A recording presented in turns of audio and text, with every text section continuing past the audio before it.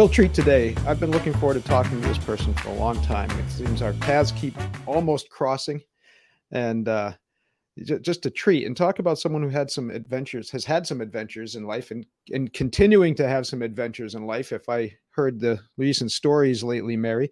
So let's get right into it. This is Mary Kelly. She's do I want to even say former Navy commander? Or is this something that's still active? Are you still in the reserves, or why don't you go ahead? You take it from there. So if you are retired Yeah. with an honorable discharge, you get to retain the rank that you retired Okay. at. And I retired as a commander. All right. There you go. Honorably. Yes. Yes, I wasn't naughty. We want to make that clear. Well, I wasn't exactly Honorably. that naughty. So there's that. There you go. Well, if you were a Navy commander, you probably had some naughty in there, right? We did the Navy does get to experience things that other people don't. Hey, what was the thing? Adventure, right? Life's an adventure. Join the Navy, something like that. I believed all the commercials. That's why I joined the Navy. Join the Navy, see the world, and I wanted all of it. There you go. Well, Mary's, right now she's known as an internationally known speaker, author, several books. One of the ones that really struck me. Let's start with this one, Mary. Why leaders fail, because it's interesting. My experience. Life as a martial artist. We tend not to be afraid of that word failure because. In case there are any people that still preserve the mythology, a dojo is not a place for success. It's a place for failure, right? So we can fail forward and take those failures and try to transform them into something positive. But hey, without the failure, we're not moving anywhere. See, and that's exactly right. Where that all came from, you and I both know there's about, 8.5 million books on how to be a good leader. And you Yeah. and I both know that because we've written some of them. And it's true. So then I we're like, tried to avoid that subject directly. yeah, I know. But it's one of those things where we tell people how to be a good leader, but we don't often tell people what they're doing that's sabotaging their own success, just like in a Mm, dojo. One, like, it's where your weight was at that moment, and you moved your shoulder slightly off and it threw you off balance. What are you yeah. doing wrong that is inadvertently causing you to not be as successful as you'd like to be? And Hmm. I like words with 3-word titles. Why leaders fail, Right. who comes next, master your world. And so we couldn't say, why leaders aren't as good as they probably should be because Hmm. they're making really stupid mistakes. So it just lends itself. But the word failure, for a lot of people, they say, I don't want that book on my desk. I'm like, well, Really? but it could be the truth. And a lot of people don't want that, which is so interesting. But the book is inordinately positive because we Yeah. surveyed over 100,000 people to get the data for this book. And Hmm. we asked them questions like, why are you not more successful at work? What do you wish your first line supervisor knew? What do you wish your leadership was doing differently that would cause you to be more productive, more efficient, more effective? Where is the organization causing you to not be good? Mm. And what is getting in the way of your own self where you are not as good as you should be in different ways? So about 40 questions, different ways, and then we collated that data, and that became the 7 prescriptions for success that's in that book. That's interesting on a number of levels. First of all, it sounds like we're one of our many intersections. You're talking about the word we use for it is empowerment, right? Do your people have what they need to succeed? And are you sure? How do you know, right? And that leads me to something else because I've been throwing your name around actually. Sometimes people will say, well, where's the research? Where's the research? Are you going to do research in this area? I say, I'm not a researcher. You kidding me? We're drowning in research. And one person that's done a lot of it is Mary Kelly, right? And it's Well, interesting that you've gone to 18 years of so many of 18 these. years of Yeah. graduate school will get you into that research Is mode. that what it does? Way too many years in graduate school. Oh, Well, there you because go. I was still working the whole time. So it Yeah. just took me a lot longer than everybody else. Yeah. Yeah. Well, we continue a little bit on that idea of failure because there was one piece of research I came across some years ago, and I believe it was Gallup. I think Gallup did it. They do a lot of these things, right? They had researched top performing CEOs all over the world, and we're trying to determine how many catastrophic failures they had on their way to their what they might consider at that time their ultimate success, right?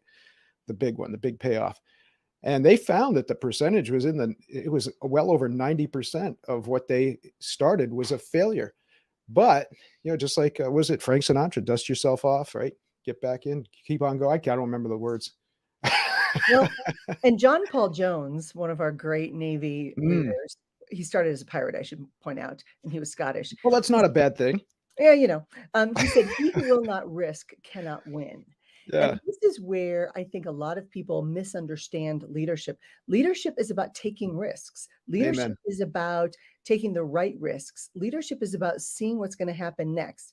It's about preparing for contingencies, but you also got to be a little bit risky in the process. Yeah. You don't get better in the dojo by sitting on the mat and looking at everybody else. Mm-mm.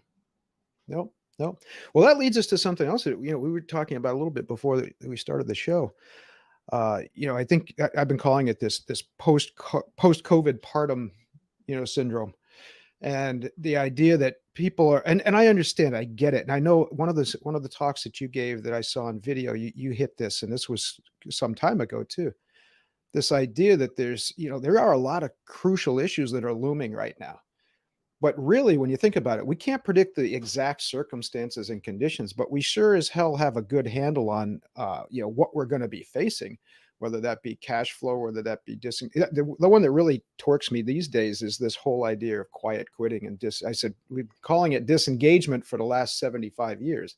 This is nothing new, and I haven't seen the numbers change very much. But these things are predictable. What's exactly going to throw us into this state of crisis or catastrophe is up for debate, right? We don't know what the circumstances or conditions are going to be, but we know something's coming, and we can prepare for it. And I like the whole theme that the idea that you talk about turning crisis into opportunity, because if we can get a grip on some of the more predictable catastrophes we're going to face, I mean that's where everything happens, isn't it? Absolutely. And if I might, I want to touch on that quiet quitting for just a second. Mm, That's not an employee issue. That's a management and accountability issue. If you are allowing your mm, people to show up to work and do a half, job, then that's on you. You're the leader, you're the manager. If you're not holding people accountable, then they're not going to hold themselves accountable either, in all likelihood. So that's you. That's on you, the leadership, you, the managers, because you either didn't know what your people were doing, you didn't set good expectations, right. you didn't give them benchmarks, you didn't give them the right deadlines. That's on you. And I talk to a lot of people, young Mm, people, older people, who they say, well, my boss seems really happy with the work I'm doing. I'm like, but yeah. you're not really working. And they go, no. I'm like, well, how does that make you feel? Yeah. Bad. I've got one young lady, Mhm, she's mhm. in therapy because she says she goes to work and she doesn't feel valued. I'm like, "Well, are you working hard?" "Well, no." Yeah, "Well, how much work do you actually real work do you do a week?" "Maybe 8 hours." "Well, how does it make you feel about yourself?" "Bad." "That's why right. I'm in therapy." I'm like, "Why don't you just show up to work and give 100% all the time?" And she Mhm. says, "Because nobody seems to care if I do. Nobody seems to make Yeah, a difference." isn't And that the this rub, huh? Isn't that the isn't rub? it? Who's Oh, gotta it's care who's gotta care insane. first, right? I mean, you've gotta care about it. And you're right, everything you're saying is right, I agree with you. Um, Again, it's nothing new, I mean, this has been going on. I think what's really reached a critical point these days is the complete breakdown of any desire to have a conversation, especially a tough one. And we see that societally, but we also see that reflected in the workplace. I mean, there's people are just hesitant to have tough conversations. Like, for example, I don't think you're performing up to standards, expectations. Of course, I agree with you 100%. It's the leader's responsibility to, if not I think setting the expectations can be a cooperative effort, but certainly to make those expectations clear, to keep preaching those expectations, right? So people know, to make sure new people are aware of those expectations, right? Bring them into the culture. So, there's a lot of trouble we're unpacking there. Oh, there's a lot there, and part of it is, if you're a leader, a manager, and you're not able to figure out the strengths of your people and see their potential, Mm, you're failing. And yeah. that's part of it. There's a lot of leaders who say, "Oh, we've got this round peg in this round hole and they're doing that job and that's fine." No, it's not fine. Your whole job as a leader is to grow your people into the right jobs and help them get better every single day. You don't go to the gym, you don't go to the dojo to stay the same. You go to get better. And for many people they're like, "No, the same is fine." No, it isn't fine No, no, because the same as death. I mean, the status same is quo is getting death. worse. The Mm, same means getting worse. mhm. Yeah, well, you know what? Again, you hit.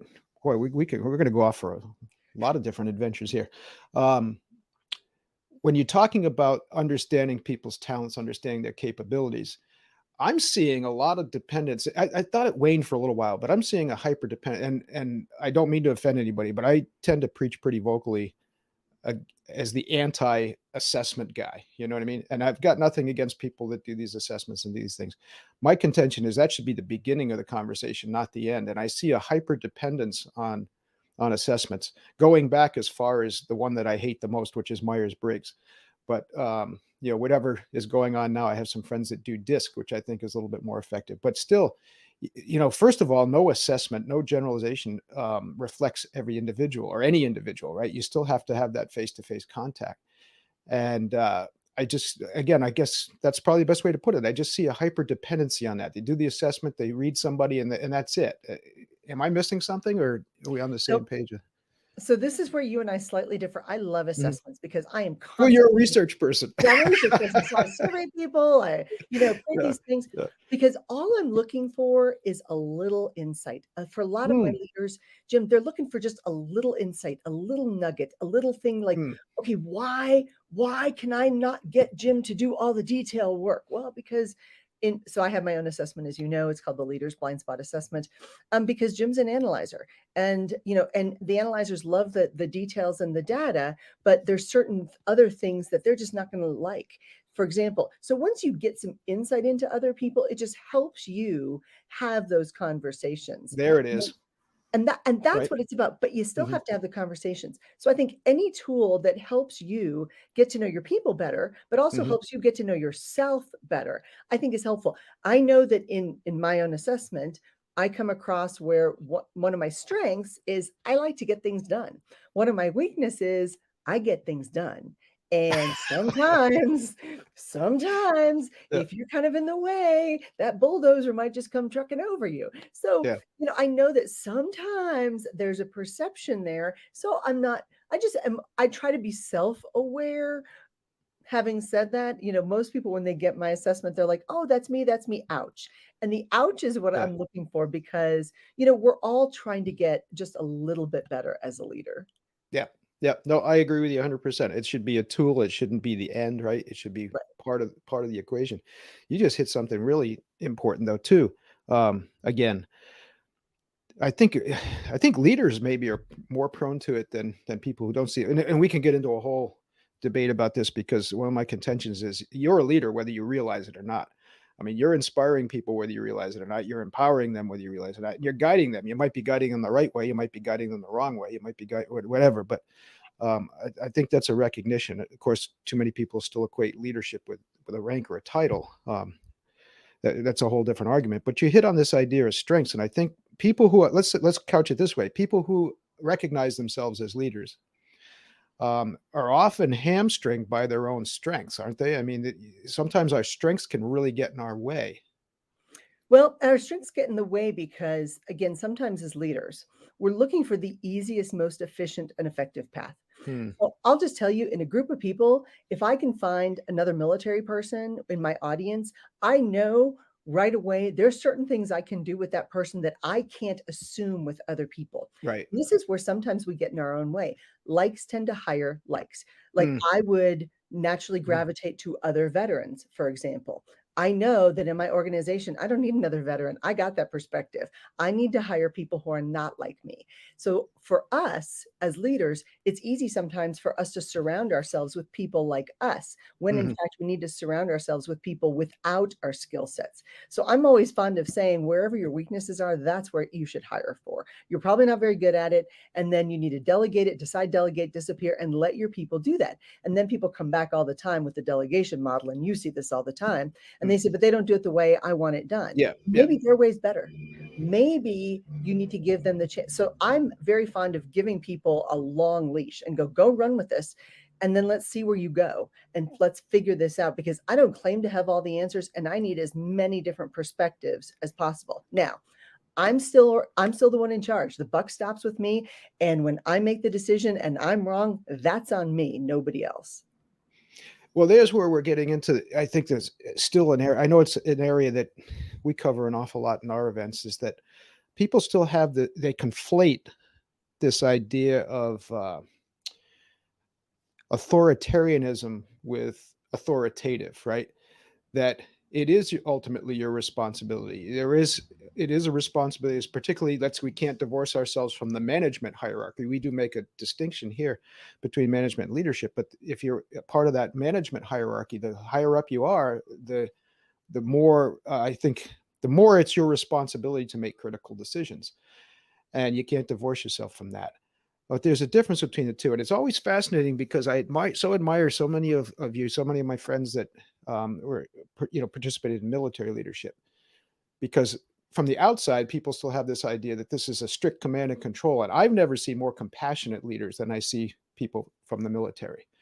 And this idea that, yes, sometimes you do have to issue commands, and sometimes we need to obey commands. I was part of the fire service, and that's something you learn there. Your life depends on that.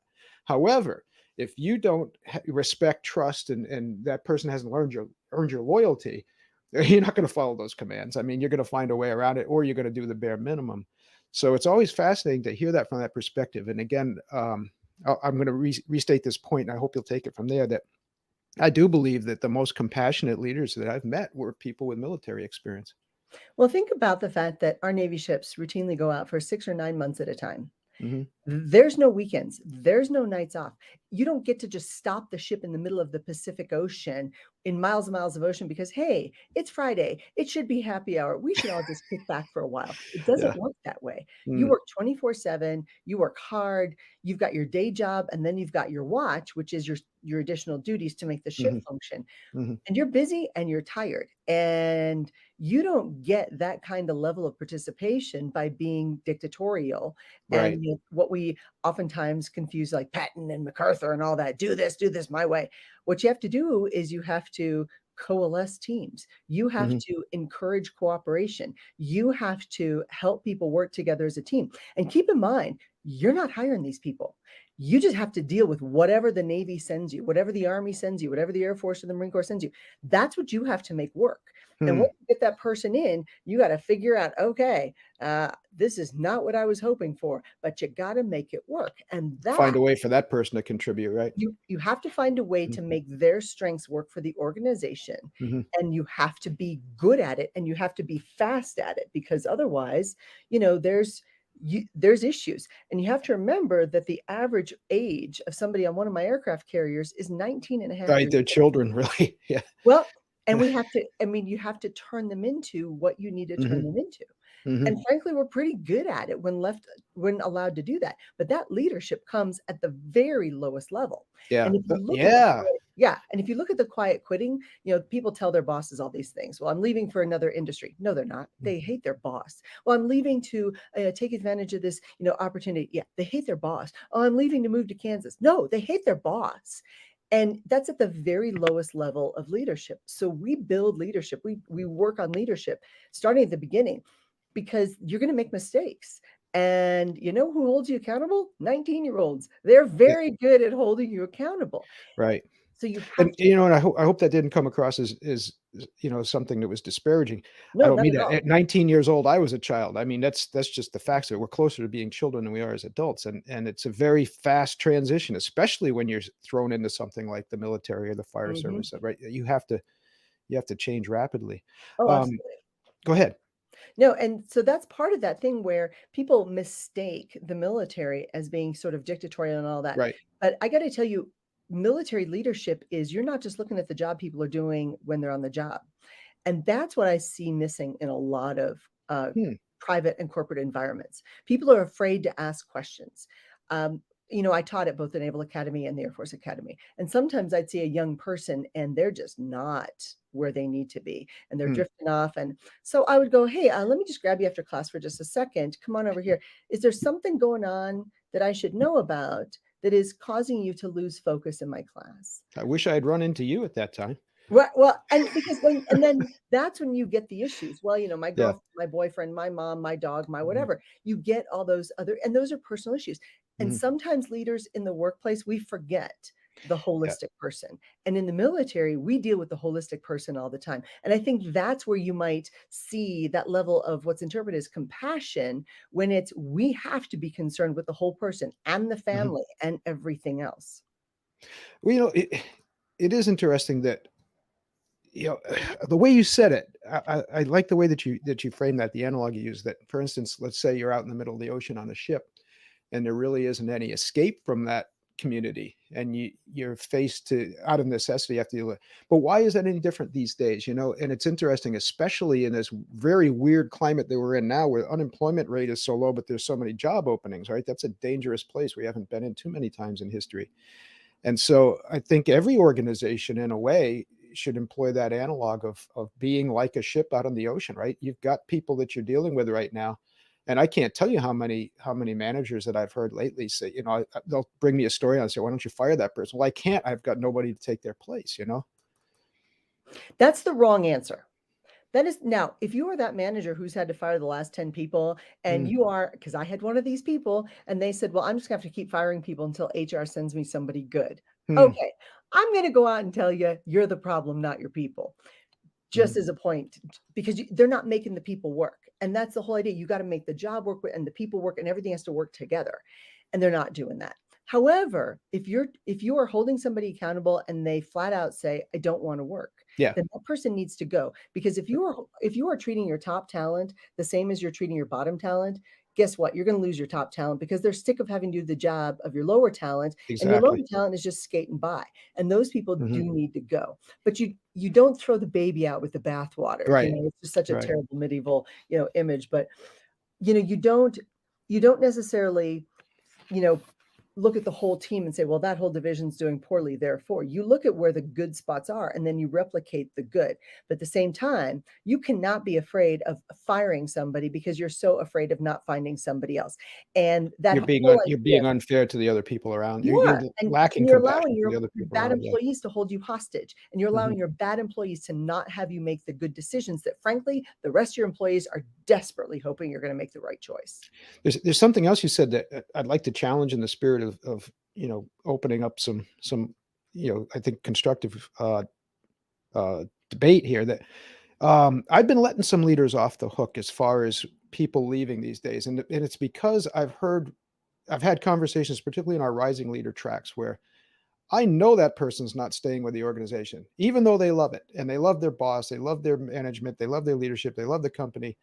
But I'm seeing more and more that younger people are making the decision that they just want to be somewhere else. They want to go to a different part of the country, or sometimes people get involved, romantically with somebody, and they're going to relocate to the where the other person is most comfortable. Sometimes it's just for adventure or to switch industries. Now, that's not always the case. Obviously, we have to look in the mirror first. But I'm seeing more and more in that of that. And my contention was, there's that meme that going on LinkedIn that said, "What happens if I invest a lot in training this person and they leave?" And of course, the answer is, "What happens if you don't and they stay?" And so, what I've been saying to people is, look, just enjoy them while they're here. I mean, if that's why they're leaving, if they're leaving, first of all, they're going to become part of your network. That usually happens more often than not. But the other part is they're gonna be your best people while they're there if you're still treating them properly, right? And let's get the most out of people we can. And it seems that there's a parallel to military where people will sign on for a specific term of service, right? You know they're not going to be there forever, but you still want Right. to maximize their productivity, their contribution. Am I way off base, or you think we're singing in harmony again? So I think we're singing in harmony. I'll tell you why. You have Mhm. to remember that we change jobs every 2 to 3 years. So think about that for a second. Mm. Half to one third of your workforce is gone every single year. Every single year. So you have to be constantly reiterating the mission, the vision, the goals. You have to be constantly training. You have to be constantly looking for process improvement. And every change has to mean a little bit of improvement. And not only that, every single person in the organization is responsible for helping the person who comes after them be successful, Mm. which is very, very different in the corporate world. A lot of times in the corporate world, people leave and they're like, well, good riddance and good luck to the person who follows me. That's not how Yeah. it's supposed to be. So Mhm. in one of my books called Who Comes Next, the one I co-authored with Meredith Elliott Powell, she's brilliant. It's all about succession planning and how do we do a better job retaining the right talent, but also grooming our people for the jobs they want for the next level.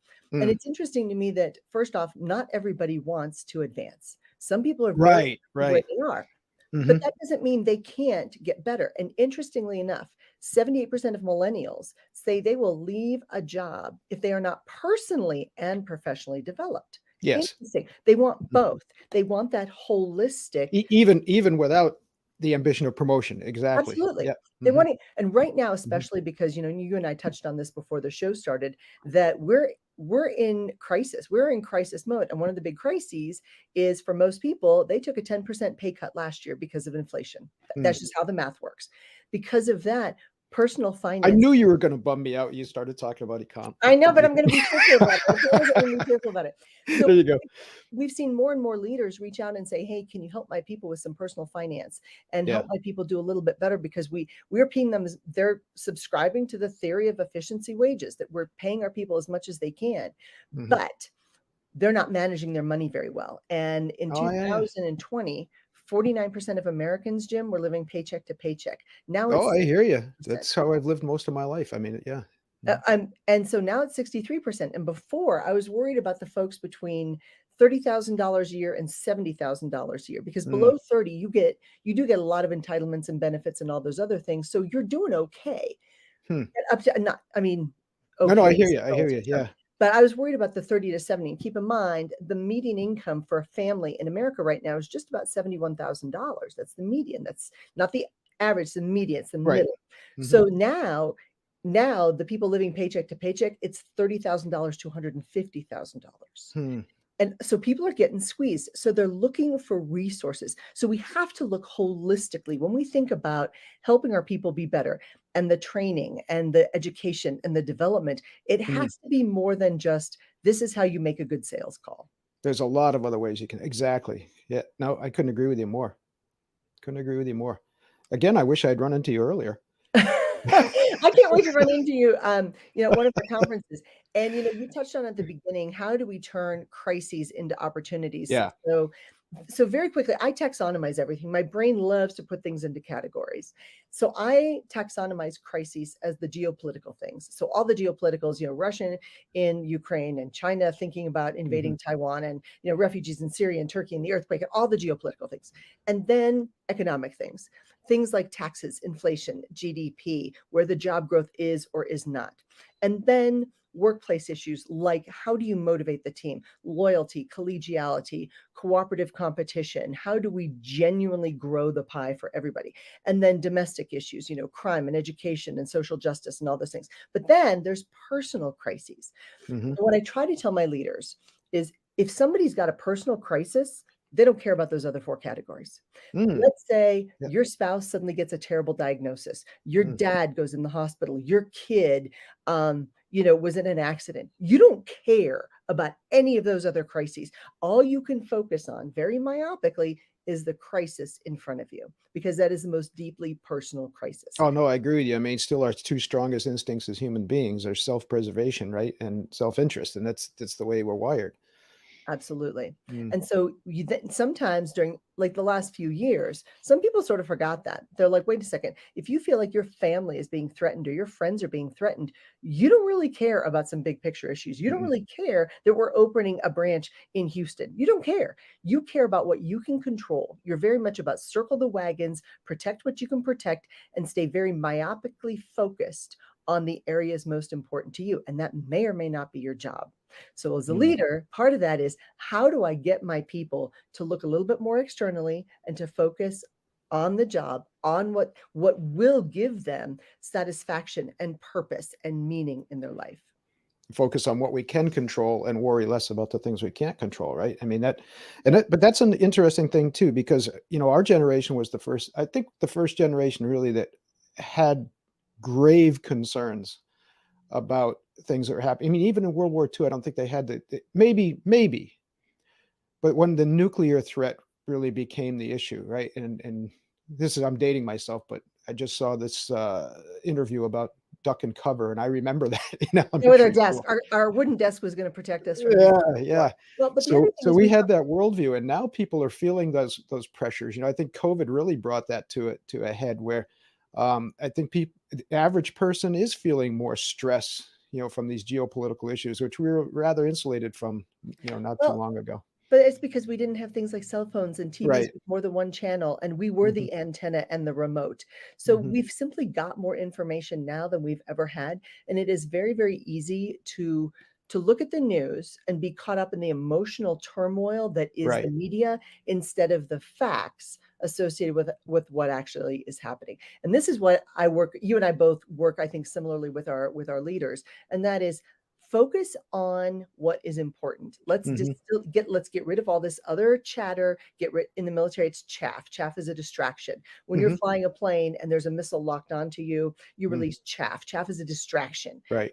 Get rid of the chaff, everything that's around you, and focus on the core issues that are most important. Prioritize, be very clear. Don't let all this chatter get in your head. Don't let the emotional components of other people get in the way of you being very, very focused. Now, it doesn't mean that you dismiss other people's emotional levels. That's what we have to address. And that Hmm. is, hey, I understand you're in this stage of a crisis, challenge, or change. Would you feel better if you got beyond this stage of Yeah. feeling very emotional and very reactive? Let's be proactive, Hmm. because when you can be proactive, you can take control. This is exactly what martial arts is. You're using the other people's energy, body weight, and movement against them by being able to deflect it and move it. So you're not getting sucked into the vortex of playing their game. You play Well, your well, you hit another very deep point as far as, you burrowed right into a key component of most martial arts practices, that idea of focus, that people are so often confused about that, where focus, I think, in Western culture tends to be, I'm going to focus on something, right? And there is a little bit of truth to that, to have, to direct your energy to a specific point. But more important, the idea of focus is letting go of, I say, distractions and detractions, right? Mhm. People that are trying to knock you down. Focus is more of a matter of letting go than it is a forced concentration, if that makes sense. And I think you just burrowed right into that. I totally agree, because many people, again, they get up and they watch the news, and they're tired, they're stressed, they're feeling Mm, disengaged from the universe, and then they see the news and there's all this emotional turmoil in the news. They can't do much about most of those things. The geopolitical, the economic, the workplace, the domestic. They can't do anything about those yeah, things. don't worry about that anyway, because all that screwed up stuff's still going to be there tomorrow. It is going to be there. It'll be And there. so then Yeah. because of that, they either get frustrated and Hmm. angry, or they get so wildly myopic that Yeah. they're not helpful to other people.